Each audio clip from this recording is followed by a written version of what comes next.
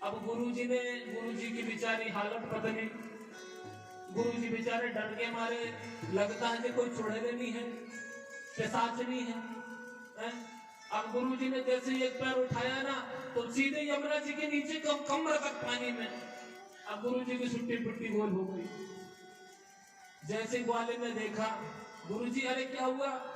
अब कुछ बोल भी नहीं सकती, कुछ बोले तो खुद ही डूब जाए, इसलिए बस एक ही चीज बोले, राधे श्याम राधे श्याम राधे श्याम राधे श्याम राधे श्याम राधे श्याम राधे श्याम राधे श्याम। अब जैसे गुरुजी ने दूसरा पैर उठाया तो कमर भर पानी से छाता भर पानी आ गया।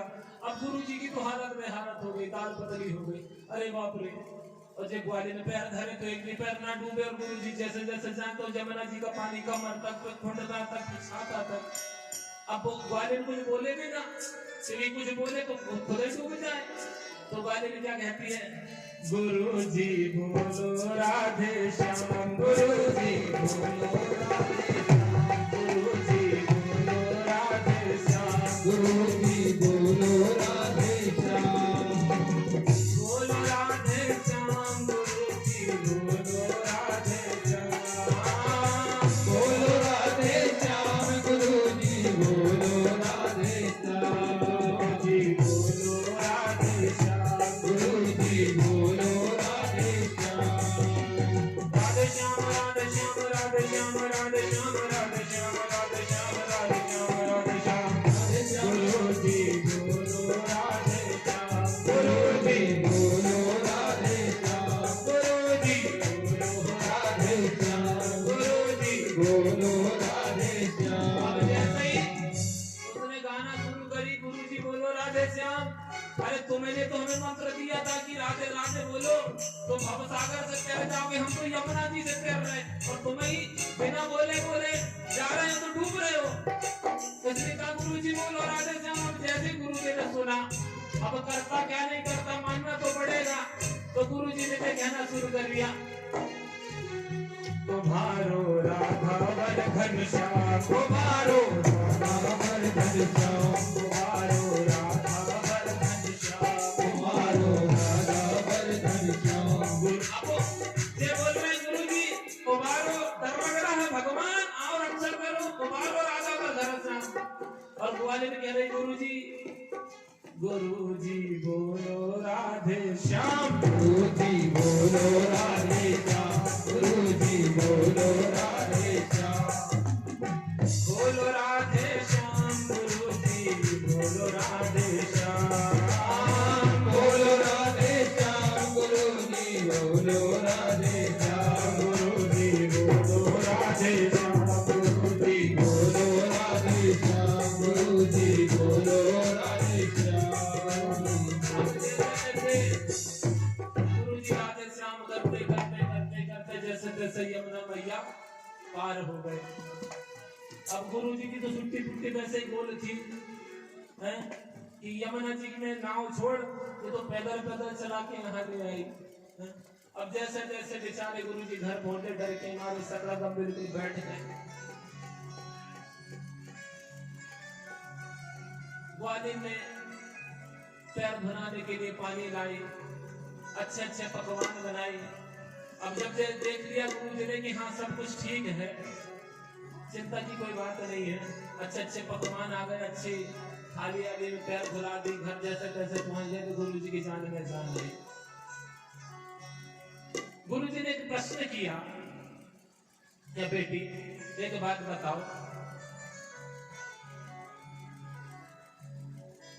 तुमने राधे श्याम कह के यमुना मैया पार कर ली? गुरुजी ने पूछा। बेटा ऐसा क्या किया तुमने कि यमुना मैया में तुम डूबी नहीं हो, हम हैं तो कमर तक पानी में, कहीं छाता जैसे उलट पुलट होते यमुना पार करे। तो ग्वालिन बड़ी अच्छी बात कहती है कि जिसने दिया विनीत तो मंत्र यह है, कि जिसने दिया विनीत तो मंत्र यह है, पावन प्रभु का नाम है। और उन सदगुरु के चरणों में बारंबार प्रणाम है।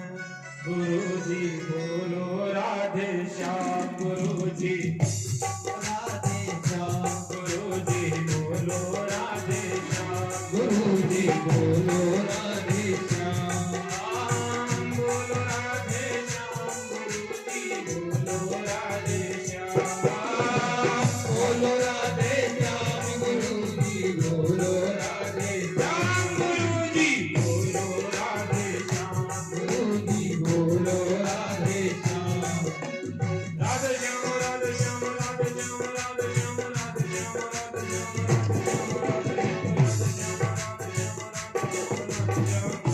गुरु जी बोलो राधे श्याम, गुरु जी बोलो राधे श्याम, गुरु जी बोलो राधे श्याम, गुरु जी बोलो राधे श्याम। तो कहने का मतलब मेरे भाई बहन इतना सा है कि कलयुग केवल नाम आधारा, और सुमन सुमर अमर उतरे ही पारा।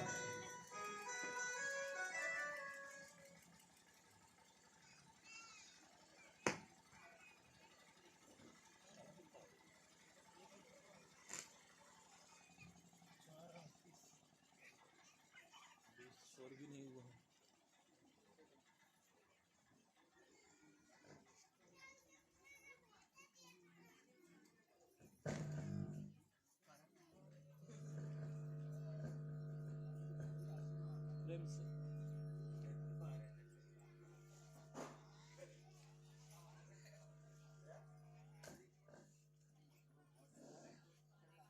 प्रेम से बोलिए जय माता दी।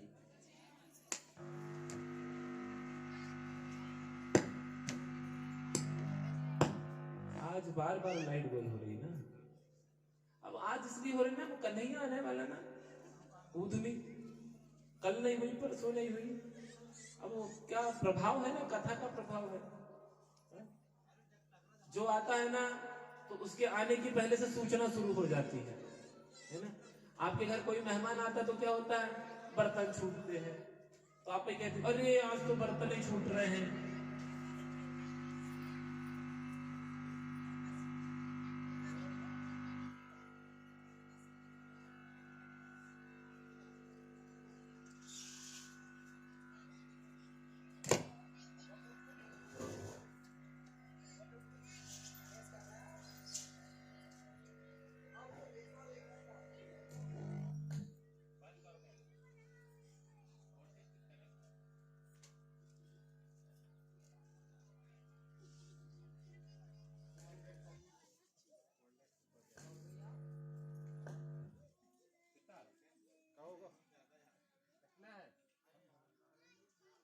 ऊपर है क्या?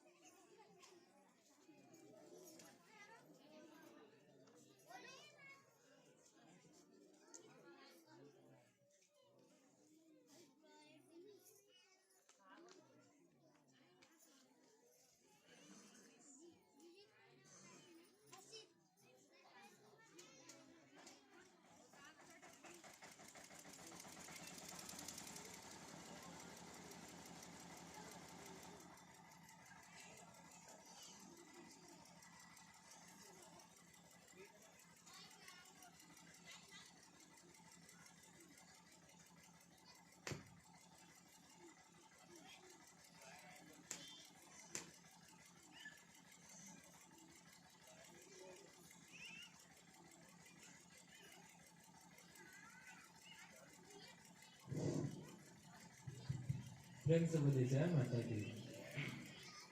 तो मैं बता रहा था जब आपके घर मेहमान आता है तो क्या होता है, संकेत मिलना शुरू हो जाते हैं, कहीं बर्तन छूटेंगे, कहीं कुछ होगा। अब कन्हैया आने वाला था तो सब संकेत है। अभी देखिए गुर के बाद गुर नहीं है, हेलीकॉप्टर आने वाला, उतरने वाला, कन्हैया जी बैठे हैं उसमें, वृंदावन से निकल गए हैं, कुछ देर पहुंचने वाले होंगे है? लेकिन बीच में हम लोग फंस जाते हैं यार, बड़ी परेशानी होती है। अब 4:30 बज रहा है और अभी कन्हैया जी का लौटा पता है नहीं है?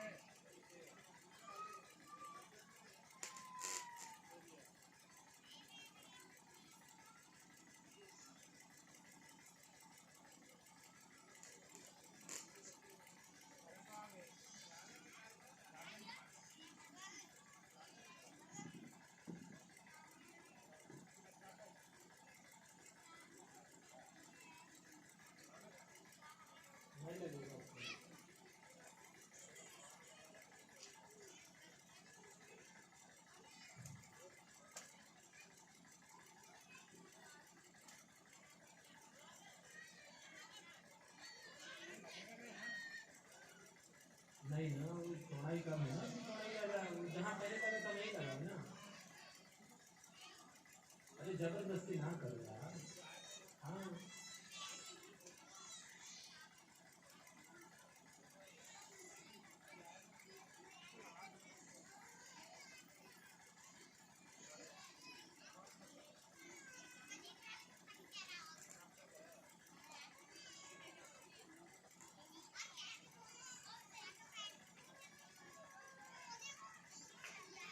तो मैं आपको बता रहा था,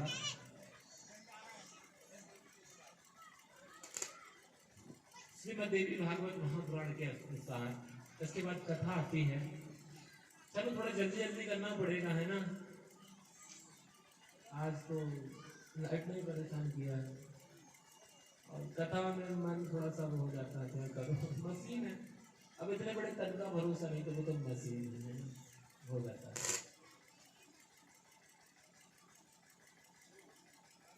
हाँ जब तक सुधार लो। उसके बाद श्रीमद् देवी भागवत महापुराण में नर और नारायण की कथा आती है। तो नर नारायण की कथा में ज्यादा विस्तार से नहीं कहूंगा, है ना, कि धर्म के जो थे, धर्म जो थे ना, भगवान ब्रह्मा के पुत्र थे और दक्ष की 10 कन्याओं से उनका विवाह हुआ और धर्म के 4 पुत्र हुए, हरि कृष्ण, नर और नारायण। एक समय की बात है, नर नारायण जो थे ना संत थे, महात्मा थे। हिमालय में जाकर के भद्राश्रम में बैठ करके दोनों ने घोर तप किया, भगवान ब्रह्मा का ध्यान किया। ओम ब्रह्माय नमः, ओम ब्रह्माय नमः। घोर तप किया, 1000 साल तक तप किया। तो जब 1000 साल तक तप किया ना, तो राजा इंद्र डर गया। अब तो राजा इंद्र ने बहुत प्रयास किया कि नर और नारायण का तपस्या जो थी वो भंग हो जाए, बहुत प्रयास किया। हवा चलाई, जल को बरसाया, अग्नि को बरसाया, लेकिन प्रयास करने के बाद भी वो नर नारायण की तपस्या भंग नहीं कर पाया। तो राजा इंद्र ने नर और नारायण की तपस्या को भंग करने के लिए अप्सराओं को पहुंचाया। अप्सराओं ने आकर के नृत्य गान किया साधु के सामने, संत के सामने। और सच्चे संत जब समाधि में रहते हैं ना मेरे भाई बहन, कि जागो राखे साइया, मार सके न कोई। जागो राखे, जिसकी रक्षा ईश्वर करती है, जिसकी रक्षा माँ आदि शक्ति जगदम्बा करती है, कि बाल ना बांका हो सके, जो जगुबेरी होई। तो स्वयं नर नारायण की तपस्या में मां सहयोग कर रही थी। खूब इंद्र ने विचलित करने की कोशिश किया लेकिन नहीं कर पाया। जब नर नारायण को क्रोध आया, अब तो इंद्र मानो युद्ध करने आ गया हो, नर नारायण ने अपने एक हाथ अपनी जंघा में पटका और जितनी अप्सरा राजा इंद्र ने नर नारायण की तपस्या भंग करने के लिए पहुंचाया था ना, उससे 10 गुना अप्सराएं अपनी जंघा से नर और नारायण ने निकाल दिया। राजा इंद्र देख करके वशीभूत हो गया और राजा इंद्र ने हाथ जोड़ करके प्रणाम किया, बोले क्षमा कर दो प्रभु। नर नारायण प्रसन्न हुए। राजा इंद्र से कहा कि जो ये जो अप्सराएं निकली हैं, जिनको हमने अपनी जंघा से निकाला है, यह अप्सरा हमारे किसी काम की नहीं। राजा इंद्र, तुमने हमारी तपस्या को भंग करने का बहुत प्रयास किया, जाओ ये सारी की सारी अप्सरा हम तुम्हें इनाम में देते हैं। इधर आस्तिक जिन्होंने राजा जनमेजय से कहते कि राजा जनमेजय, एक बार भक्त प्रहलाद का युद्ध भी नर और नारायण के साथ हुआ था। इधर राजा जनमेजय ने पूछा, प्रभु भक्त प्रहलाद का युद्ध नारायण के साथ? बोले हाँ। बोले हे प्रभु, कैसे युद्ध हुआ, बताने की कृपा करें। एक बार की बात, जब हिरण्यकशिपु का वध हुआ, भक्त प्रहलाद, हिरण्यकशिपु के जाने के बाद भक्त प्रहलाद को राज गद्दी में बिठाया गया। भक्त प्रहलाद भगवान के बहुत बड़े भक्त थे। एक बार की बात, चैवन्य ऋषि, महाप्रतापी चैवन्य ऋषि नर्मदा जी के जल में स्नान करने के लिए गए। जैसे स्नान करने गए तो एक सर्प ने चैवन्य ऋषि का पैर पकड़ लिया और पैर पकड़ करके उन्हें कहां ले गया? पाताल लोक ले गया। चैवन्य ऋषि पाताल लोक पहुंचे, घूम रहे थे, देखा एक राजा राजगद्दी में विराजमान है। राजा ने देखा महात्मा आए हैं, उठ करके प्रणाम किया। बोले महात्मा कौन हो? बोले मेरा नाम चैवन्य ऋषि है, मैं नर्मदा के जल में स्नान करने आया था और सर्प ने मेरा पैर पकड़ करके मुझे यहाँ तक ले आया। राजा ने उत्तर दिया कि प्रभु, मैं भक्त प्रहलाद हिरण्यकशिपु का पुत्र हूँ और मुझे पाताल का राज्य प्राप्त हुआ है। चैवन्य ऋषि की और भक्त प्रहलाद की बहुत चर्चाएं हुई। भक्त प्रहलाद ने चैवन्य ऋषि से पूछा कि है महात्मा, आप तो पृथ्वी में भी निवास करते हो, पृथ्वी में कितने तीर्थ हैं?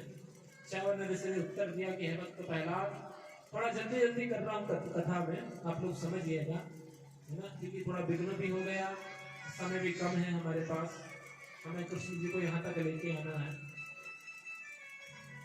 तो पूछा कितने तीर्थ हैं? तो चैवन्य ऋषि ने उत्तर दिया कि देखो भक्त प्रहलाद, यूं तो पृथ्वी में बहुत सारे तीर्थ हैं, नैमिषारण्य, चक्र तीर्थ, प्रयागराज, पुष्कर आदि बहुत सारे तीर्थ हैं, लेकिन बस यहाँ पे एक बात तुम समझ लो कि जब मनुष्य का मन जहां लग जाए, हमारे यहाँ एक कहावत है ना कि मन लगा रोटी में और आग लगे पोथी में। तो कहने का अभिप्राय कि जिसका मन जहां लग जाए ना, तो वहीं पे तीर्थ समझ ले। नहीं तो तीर्थों में हम लोग जाएं और हमारा तीर्थ में भी मन ना लगे, तो तीर्थ जाने का फल हमें प्राप्त नहीं होगा। इसलिए मेरे भाई बहन, जहां हमारा मन लग जाए ना, तो वहीं हमारे लिए तीर्थ होते हैं। ऐसी बहुत सारी बातें हुई। इसके बाद तीर्थों की बात सुनकर के भक्त प्रहलाद घूमते घूमते धरातल में आए, घूमते घूमते बद्रिकाश्रम पहुंचे, देखा 2 सन्यासी सर में जटाओं को धारण किए हुए, भगवा वस्त्र बैठे पहने हुए और कमंडल रखा हुआ हिमालय में तपस्या कर रहे हैं। वो 2 सन्यासी नर और नारायण थे। 2 सन्यासी हैं, लेकिन बाजू में धनुष टका हुआ है, तरकस बंधी हुई है। भक्त प्रहलाद ने देखा और कहा, अरे आप तो सन्यासी हो। एक सन्यासी को शस्त्र रखना शोभायमान नहीं है, शोभा नहीं देता। ये तुमने जो धनुष रखा है, ये तो क्षत्रियों की निशानी है। तरकस में बाण रखी है, क्षत्रियों की निशानी है, तुमने क्यों रखा है? अब तो क्रोध आ गया, कहा तुम एक सन्यासी धनुष रखते हो, अगर तुम्हें अपने बल में इतनी अभिमान है तो हमसे युद्ध करो। और यूं जैसे नर नारायण को कहा, तो नर और नारायण का भक्त प्रहलाद के साथ 5000 सहस्त्र वर्ष तक युद्ध चला, घोर युद्ध हुआ।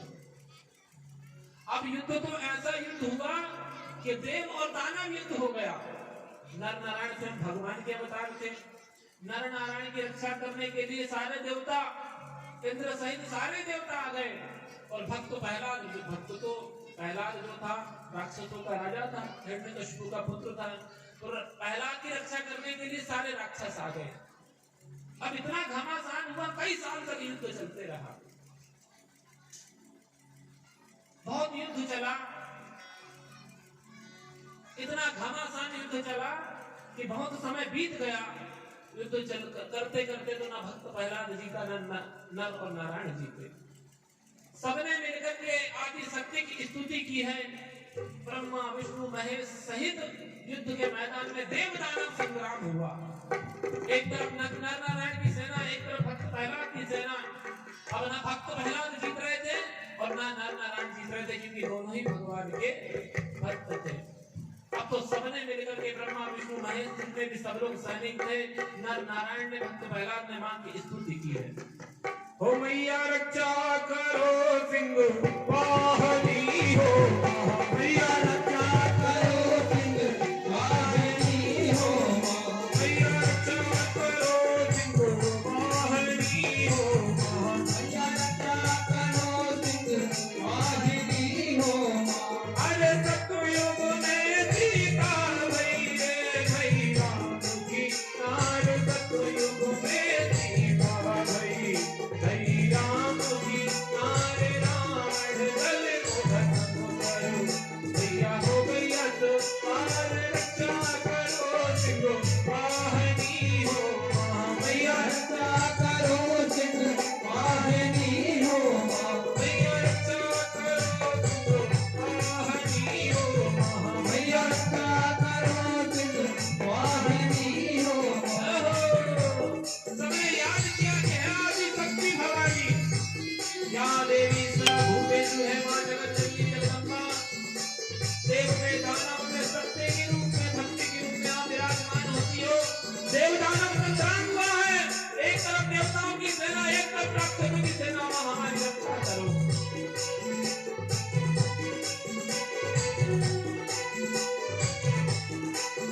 अरे द्वापर में द्रौपदी भई रे भई मांडवी नार, द्वापर में द्रौपदी भई भई मांडवी नार, कौरव दल को खत्म करो, भैया हो गैया पार रक्षा करो सिंह वाहनी हो, भैया रक्षा करो सिंह वाहनी हो, भैया रक्षा करो सिंह वाहनी हो, भैया रक्षा करो सिंह वाहनी हो।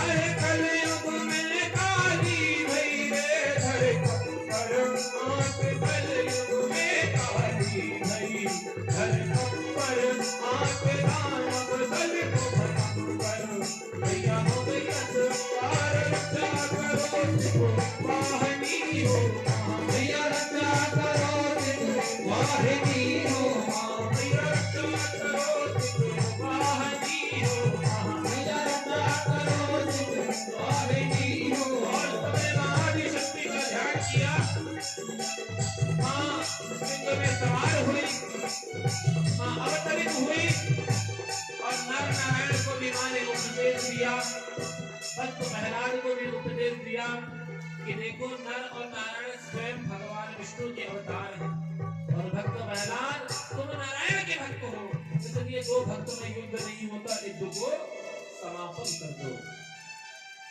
अब जिस समय युद्ध हो रहा था, देव दानव संग्राम हो रहा था, तो सारे देवता भागे और भाग के कहां गए? शुक्राचार्य जी महाराज की शरण में। अब जब भक्त प्रहलाद जीते ही नहीं रहे थे, तो जब शुक्राचार्य जी महाराज की शरण में पहुंचे, कहां है गुरुदेव, बचाइए, आप तो राक्षसों के राजा हैं, आप तो राक्षसों के राजा हैं, हमारी रक्षा करिए। अब तो शुक्राचार्य जी महाराज को क्रोध आ गया, बोले हाँ मैं तो राक्षसों का राजा हूं, मैं तुम्हारे लिए तप करूंगा। और शुक्राचार्य जी महाराज ने 1000 वर्ष तक हिमालय में जाकर के मृत संजीवनी पाने के लिए घोर तप किया। इधर तक जब देव दानव युद्ध बढ़ गया तो सारे देवता हारने लगे।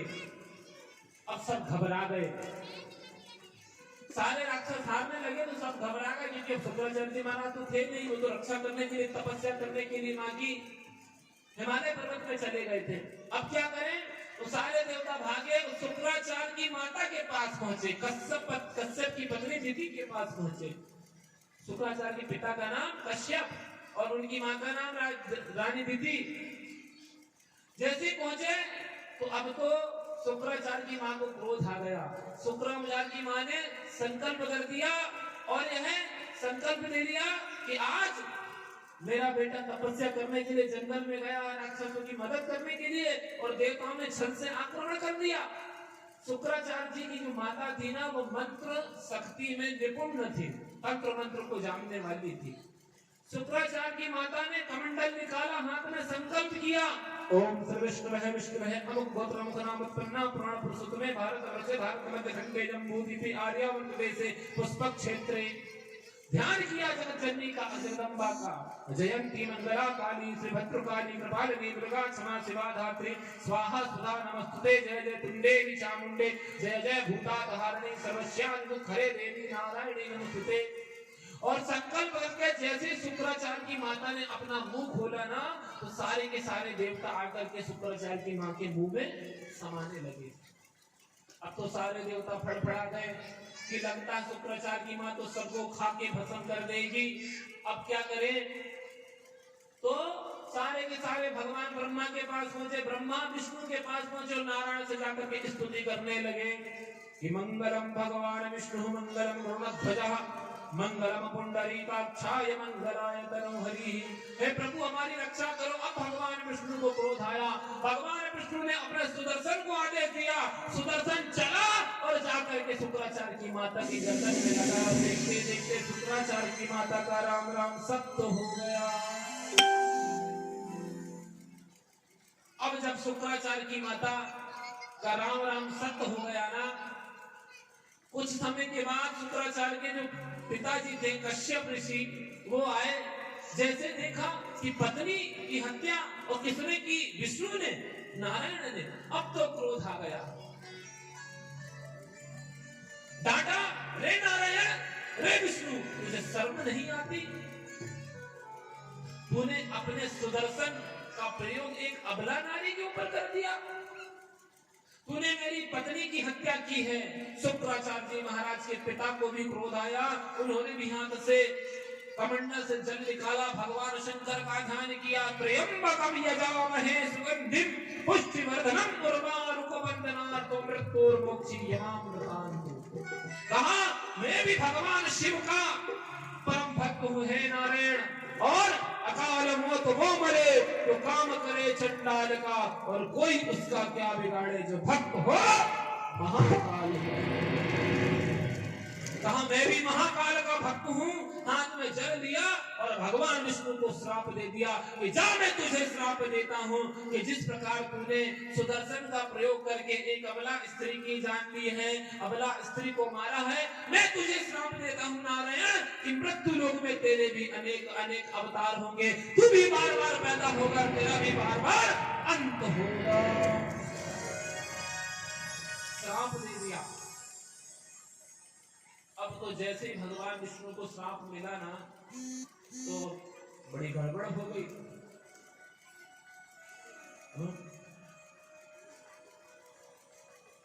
इधर एक बार की बात है, भगवान विष्णु वैकुंठ लोक में बैठे हुए थे।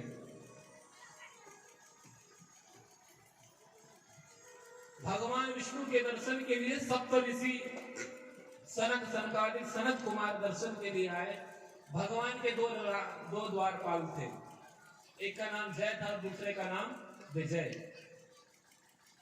दोनों द्वारपाल आए, खड़े हुए थे। जैसे ही सनक सनकादिक सनत कुमार भगवान के दर्शन के लिए जा रहे थे, दोनों द्वारपाल ने रोक लिया। कहां जा रहे हो? सबने कहा कि अरे हम तो साधु महात्मा, हम तो भगवान विष्णु के दर्शन के लिए जा रहे हैं। नहीं बोले, भगवान की परमिशन है कि हमारे दर्शन के लिए अभी हम सोए हुए कोई ना आए। अब तो संतों को क्रोध आ गया, और मैं बार बार कहता हूं कि संतों को क्रोध नहीं आता, और जिस दिन संत को क्रोध आ जाए ना तो भगवान भी घबरा जाते हैं, भगवान भी घबरा जाते हैं। क्यों? साधु संत के तुम रखवारे और असुर निकंदन राम तुम्हारे। संतों की रक्षा करने वाले हनुमान जी महाराज, क्रोध आ गया और संत महात्मा ने जय विजय को श्राप दे दिया कि जाओ हम तुम्हें श्राप देते हैं कि तुम्हारे मृत्यु लोक में अवतार हूं। और जय विजय के 3 अवतार हुए ना? कौन कौन से? पहला अवतार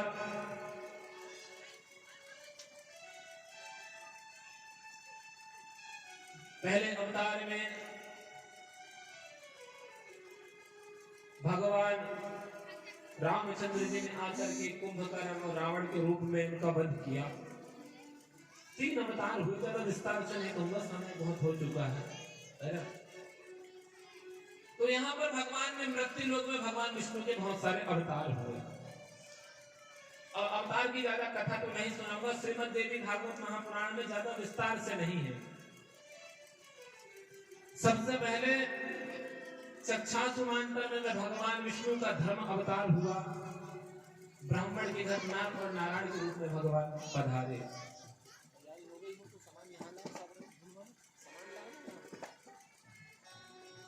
वैस्तरोमांतर में चतुर्युग के घर भगवान अत्रि की पत्नी माता सती के घर, अत्रि ऋषि की पत्नी के घर भगवान त्रिदेवता के रूप में दत्तात्रेय के घर में पधारे। बोले दत्तात्रेय महाराज की। त्रेता युग में, चतुर्थ युग में भगवान विष्णु का नरसिंह रूप में अवतार हुआ। त्रेता में बलि का शासन था, भगवान राजा बलि के यज्ञ में वामन के रूप में अवतरित हुए। 19वें युग में, चतुर्थ युग त्रेता में भगवान विष्णु का परशुराम के रूप में अवतार हुआ। त्रेता युग में भगवान का रामचंद्र जी के रूप में अवतार हुआ। और 28वें युग में भगवान अर्जुन अर्जुन के रूप में और नारायण कृष्ण के रूप में भगवान का अवतार हुआ। इस प्रकार भगवान विष्णु के धरातल में कितने अवतार हुए? 28 अवतार। तो श्रीमद् भागवत में आपने 28 अवतार की कथा सुन चुकी है। मैं ज्यादा विस्तार नहीं कहूंगा, समय कितना बज गया? 5 बज गया। कन्हैया जी आना है, पीछे खड़े हैं, पूछ रहे हैं जल्दी लाओ ना, जल्दी लाओ ना। कई बार क्या होता है, विलंब होने के कारण हमें बड़ी जल्दी कथा सुनाना पड़ता है। अब आधी से ज्यादा कथा तो सर के ऊपर से जाती होगी। महाराज जी क्या बोल रहे हैं, तो क्या करें भाई, हम भी परेशान, क्योंकि कथा इतनी है और समय कम होता है ना? अब 5 बजे की परमिशन अभी तो कन्हैया जी नहीं आए हैं। तो चलिए 28 अवतार की हम चर्चा हम कल करेंगे। और देखिए एक बात और मैं बता दूं आपको, यहाँ ना बड़ा उल्टा हुआ है, और मेरी गलती से नहीं हुआ, हनुमान जी की गलती से।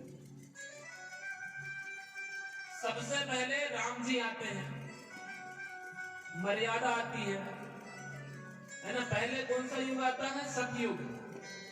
तो सतयुग में क्या आते हैं? राम जी आते हैं। फिर क्या आता है? द्वापर युग। द्वापर युग में कौन आते हैं? कन्हैया जी आते हैं। लेकिन यहाँ गड़बड़ हो गई, यहाँ पहले द्वापर युग आ गया। राम जी आए और कन्हैया जी पहले आने की तैयारी हो गई, जबकि पहले राम जी को आना था, है ना? ठीक है, राम कथा में चर्चा करेंगे, एक दिन कृष्ण कथा में, एक दिन राम कथा में चर्चा करेंगे। तो राम कथा में हम कल चर्चा करेंगे, आज तो समय बहुत हो गया है ना? और थोड़े बहुत जो बने मेरे से, तो कल अवतार जितने सुना सकूं तो मैं कल अवतार सुनाऊंगा आपको। परसों के दिन भगवान शंकर की बारात, विशाल बारात यहाँ पे भगवान शिव जी की निकलेगी। तो मेरी तरफ से भी और पूरे राजनांदगांव और कचिया ढाने वालों के भैया काट आट लाए हो क्या? अरे चावल आमल के दाने डाल दिया करो, पीने वाले थे तो क्या बोलते हैं निमंत्रण। हाँ, कौन दिन की बारात और कौन दिन का तेल महीना। तो परसों के दिन आपको निमंत्रण दे रहा हूं मैं, काय का? भगवान महाकाल की बारात है, भगवान शिव की बारात है ना। तो सभी लोग शिव की बारात में उपस्थित होंगे।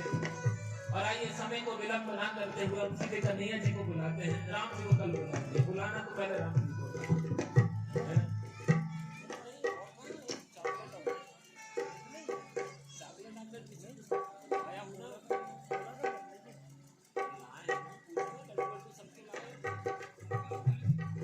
और आइए चलिए कन्हैया जी के उत्सव की तरफ। सबसे पहले कथा आती है, एक समय की बात थी,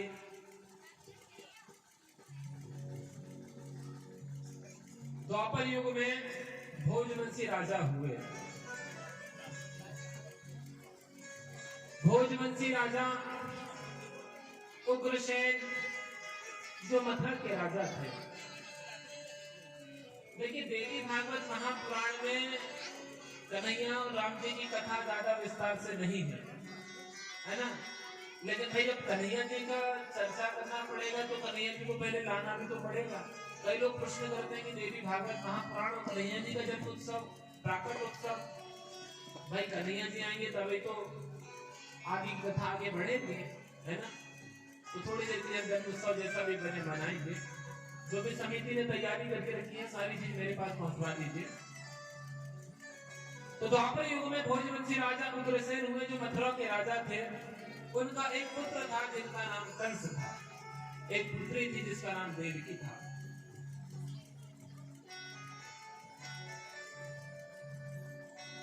यदुवंशी राजा वसुदेव जी महाराज के साथ देवकी का विवाह हुआ। जब विवाह हुआ तो कंस अपनी बहन को रथ में बिठा करके ससुराल छोड़ने जा रहा था। तभी योग माया से आकाशवाणी हुई कि रे कंस बड़ा पापी था, दुराचारी था, अत्याचारी था। तो आदेश दिया कि रे कंस, जिस बहन के विवाह में तू इतना घबरा रहा है, इतना मुस्कुरा रहा है, इतना प्रसन्न हो रहा है ना, इसी बहन का 8वां पुत्र एक दिन तेरा वध कर देगा। अब तो जैसे कंस ने सुना ना तो कंस जो था ना पागल हो गया, तलवार निकाली और अपनी बहन के ऊपर मारने का प्रयास किया। वसुदेव जी महाराज ने हाथ उठ लिया, अरे कंस क्या करता है, अपनी बहन की हत्या करेगा, पाप का भागीदार बनेगा। रोक लिया, कहा 8वां पुत्र हम तुम्हें दान में दे देंगे, मार मत। कंस ने कहा कि इन्हें बांध करके बेड़ियों में ले चलो और कारागार में डाल दो। अब तो दोनों को, वसुदेव जी महाराज और देवकी को कारागार में डाल दिया गया। इस तरीके से देवकी के 7 पुत्र हुए।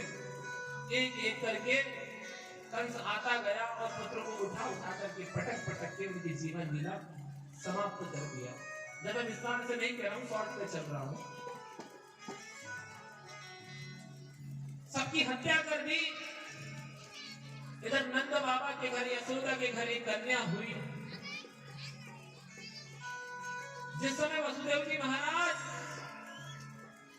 कारागार में शयन कर रहे थे रात्रि में, इधर कंस के यहाँ पे नारद जी महाराज आए और नारद जी महाराज ने आग लगा दी।